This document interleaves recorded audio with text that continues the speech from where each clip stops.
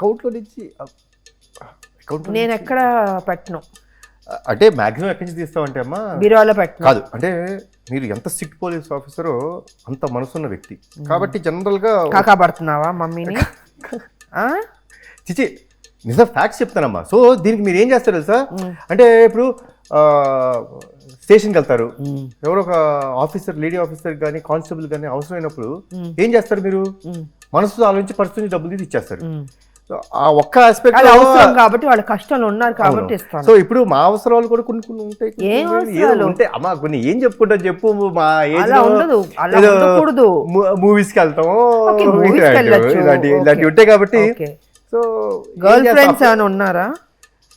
మీరుండగా girl friends ఆడు ఉంటారు, మిమ్మల్ని చూస్తే భయంతో అది పక్క వంక చూడటం మానేశారు కాబట్టి అప్పుడప్పుడు ఆ పర్సులో అదే క్లాస్ లేదా కొంచెం బోర్ చిలిపిగా చేయాలంటే చూసారా చూసారా అంతే. ఎందుకు అనవసరంగా ఇలాంటి ప్రశ్నలు అడుగుతారు, ఇలాంటి సమాధానాలు చెప్పిస్తారు, ఇలాంటి ప్రశ్నలు అడగబట్టి నాకు తెలుస్తుంది. నెక్స్ట్ టైం నేను జాగ్రత్త. ఇంకా నువ్వు నెక్స్ట్ ప్రశ్న అడిగేదానికి నేను సమాధానం చెప్పనయా, సీక్రెట్స్ బయటకు వచ్చేస్తున్నాయి. రావాలి అడగాలి. అడగాల సరే, అమ్మ అడగమన్న తర్వాత అడగండి, ఏం చెప్పమంటారు? బీరకాయలేమో పీచు అంటే ఫైబర్, చాలా మంచిది. కాకరకాయ మంచిది, చాలా మంచిది, షుగర్ కంట్రోల్ చేస్తుంది, గ్లూకోజ్ కంట్రోల్ చేస్తుంది. అబ్బబ్బబ్బబ్బ అసలు ఇది తినలేక. అది మీలా పిజ్జాలు బర్గర్లు ఇవన్నీ అవసరమా? టేస్టీ ఉంటాయమ్మా, టేస్టీ ఉంటే హెల్త్ పోద్ది కదా. ఇదిగమ్మా మాకు ఎలా ఉంటుందంటే we live for the small moment. ఈ స్మాల్ మూమెంట్ లో ఆనందం ఏమి ఇచ్చింది? Adrenal rush. ఈ మధ్య ఒక కొత్త పదం అడ్రినల్ రష్ వచ్చేస్తుంది మాకు అని. సో అవి అడ్రినల్ రష్ ఇస్తున్నాయి కాబట్టి అటువైపు మేము వెళ్తున్నాం. కానీ మీరు చెప్పే కాకరకాయ, మీరు చెప్పే బీరకాయ అబ్బాయి వినం కదా మేము. అడ్రినల్ రష్ కావాలి మాకు. అయిన తర్వాత ఏముంది, పరిగెట్టం. ఇంకా పరిగెత్తడానికి కుదరదు, అన్ని రోగాలు ఉంటాయి బాడీలో. ఫ్యామిలీ ఫంక్షన్ మంచి ఫంక్షనే కదా. ఫ్యామిలీ ఫంక్షన్ అంటే బోర్ కొడుతుంది కదమ్మా. అంటే నైట్ పార్టీస్ బాగుంటాయా? ఓ వావ్, పబ్బులు బాగుంటాయా? Oh that's too good. చాలా బాగుంటుంది. డించిక్ అని మ్యూజిక్లు ఉంటాయి, డీజే గళ్ళు అప్పుడు మేము రైడ్లు చేస్తాం, అది బాగుంటుందా? అంటే మీరు రైడ్లు చేస్తారు కాబట్టి నేను వెళ్ళట్లేదు, తప్పట్లేదు. మా అమ్మగారి ముందు నేను దొరికితే బాగుంటుంది కదా, ఆవిడ కొడితే అసలు బాగుంటుంది అందరి ముందు. లాఠీ తీసి పెద్ద కొట్టుడు కొట్టి తీసుకెళ్లి బొక్కలో పెడితే ఎలా ఉంటుంది? అందుకే అందుకనే అవసరమా ఈ పబ్బులు? అవసరమా? అంటే ఫ్యామిలీ ఫంక్షన్కి వస్తే ఆయన ఏదో సర్లేండి, ఇంకేం చెప్తాం. మీ ఫ్రెండ్స్ మీరు కూర్చొని సరదాగా మాట్లాడుకోవాలన్నా, ఫంక్షన్ చేసుకోవాలన్నా పైన టెర్రస్ ఉంది కదా, అక్కడ కూర్చోండి, నేను డిస్టర్బ్ చేయను. అంటే డీజే పైన పెడితే ఊరుకోరు కదా, కాబట్టి పెట్టేమంటాను నేను. అబ్బా ఇలాంటి మదర్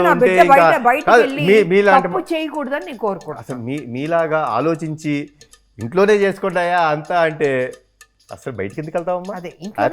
సో ఇలాంటి మదర్స్ ఉండాలి. ప్లీజ్ మదర్స్ కొంచెం మారండి, అంత అవకాశం ఇవ్వండి మాకు. ఇది చేస్తే టెర్రస్సే మా పబ్బు. ఎందుకమ్మా, ఎందుకు అలా కాల్ చేస్తారు? నేను బిజీ అమ్మా అని చెప్తాను. బిడ్డలు కరెక్ట్గా ఉన్నా పక్కన వాళ్ళందరూ చెడగొట్టడానికి ఉంటారు. సో అది జరగకుండా ఉండడం కోసం కేర్, ఎక్స్ట్రా కేర్ తీసుకుంటున్నాను. అది తప్ప ఎంత మా డ్యూటీ ఉన్నా ఇంట్లో నా కొడుకు కరెక్ట్గా ఉన్నాడా లేదా, తప్పు చేయకుండా ఉన్నాడా లేదా, ఈ జాగ్రత్తలు. అదొకటమ్మా. ఇంకొకటి దీనికి యాడింగ్ టు ఇట్, ఫ్యామిలీ కంటే ముఖ్యమైనది ఏది ఉండకూడదు కదా. ఒక అలా చేయడం తప్పు, నేను ఒప్పుకుంటాను. ఫ్యామిలీ రెండోసారి ఫోన్ చేస్తుంది అంటే మనం ఎంత బిజీగా ఉన్నా ఆ కాల్ని అటెండ్ చేయాలి. దట్ ఈస్ మన బాధ్యత. కాల్ అటెండ్ చేయకపోతే ఏదో తప్పు చేస్తున్నాను అంతే. కరెక్ట్గా చెప్పారు మీరు. డెఫినెట్గా ఎందుకు కాల్ అంత అంత బిజీ ఉంటుంది ప్రపంచంలో. ఫ్యామిలీ కంటే ముఖ్యం, అమ్మ కంటే ముఖ్యం ఉండదు. So I'm with you. నాకు తెలిసి వాళ్ళ అడిగిన కోరికలు అంటే మంచి మార్క్స్ తెచ్చుకోండి, బాగుండండి, ఆ రెండు చేసేస్తే సరిపోద్దమ్మా. ఆ రెండు చేయగలిగితే you give a free. And ఇందాక ఒక అద్భుతమైన మాట, ఎందుకు బయటికి వెళ్ళి ఏదో చేస్తారు, పైన టెర్రస్ ఉంది ఇక్కడే ఉండు. సో ఐ థింక్ అది బెస్ట్ టైం కదా. మంచి మార్క్స్ మీరు చెప్పినట్టు మంచి బిహేవియర్, మంచి మార్క్స్ తెచ్చుకొని ఒక రైట్ ట్రాక్లో ఉంటే మీరే ఒప్పుకుంటారు కదా. 100%. పేరెంట్స్ తక్కువ, అమ్మ అంటే జీవితంలో అన్నీ చూసింది, కష్ట సుఖాలు అన్నీ తెలుసు అమ్మకి. అందుకే మేము కరెక్ట్గా ఉంటాం, గెలుస్తుంటాం. మేము చేసే ఆర్గ్యుమెంట్స్ అన్ని పిల్ల ఆర్గ్యుమెంట్స్ చేస్తుంటాం. పిల్లకాకి చాలా ఈజీగా చెప్పేస్తారు, ఎందుకంటే కళ్ళల్లో చూసి మాట్లాడారు అబద్ధం చెప్తున్నప్పుడు. కరెక్ట్ చెప్పినామా?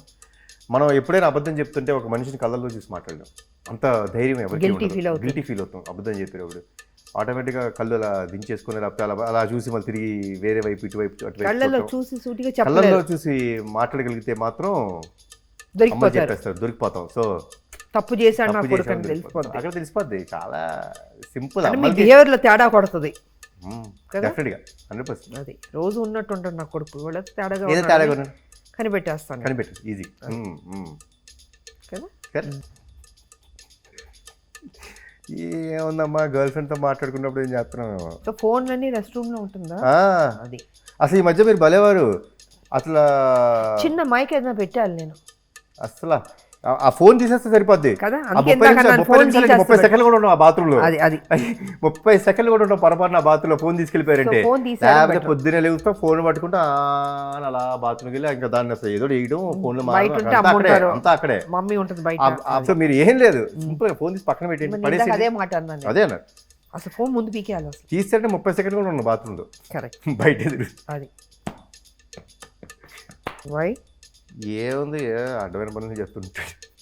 అంతేనా? అడ్డమైన పనులు ఇది మరీ మమ్మీతో మాట్లాడకూడని మాట. లేదబ్బా అంటే ఏముంటుంది, ఏ ఫ్రెండ్స్ అడిపోవడం, ఇదిగో ఆ బీచ్ వైపు వెళ్ళిపోయి అడుగుతుంటాం. పిచ్చాపాటి కబుర్లు, పెచ్చాపాటి కబుర్లు, వారు పొరికిల్లా రోడ్డు పొరికిల్లాగా తయారవడం. పర్ఫెక్ట్ గా చెప్పారు. అలా ఏ అవుద్ది పొరికే చెప్పిన దగ్గర రావడానికి ఏముంటుంది? ఏముంటుంది?